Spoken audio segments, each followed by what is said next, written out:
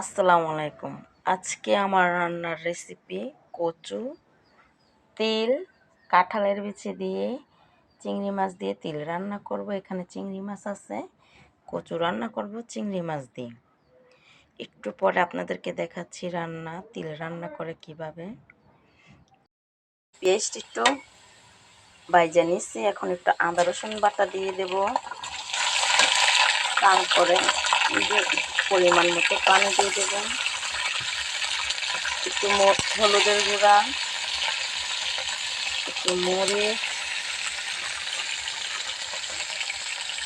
লবণ, তারপরে দিয়ে দিচ্ছি চিংড়ি মাছ আর তিল আমি একসাথে দিয়ে দিলাম। তারপর এটা আস্তে আস্তে জাল দিতে হবে। আমার তিল রান্না করা শেষ,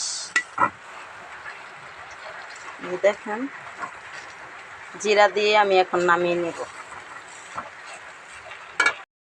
এখন বলেন কোনটা কচু কোনটা তিল? এখন আমার কচু রান্নাও শেষ, তিল রান্না করাও শেষ। আপনারা কমেন্ট করে জানাবেন কোনটা কচু কোনটা তিল। আমাদের রান্না বান্না শেষ, এখন দুই মায়ের ছেলে একসাথে খাবো। যা খেয়ে বলবা কেমন হয়েছে। বিসমিল্লাহ।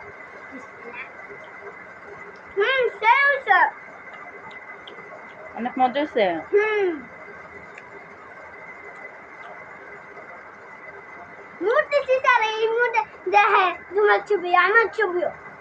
সত্যি?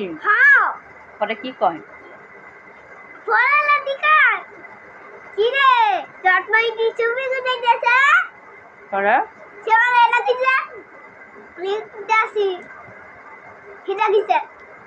তাই পরে কইলাম না লাইক কমেন্ট শেয়ার করতে।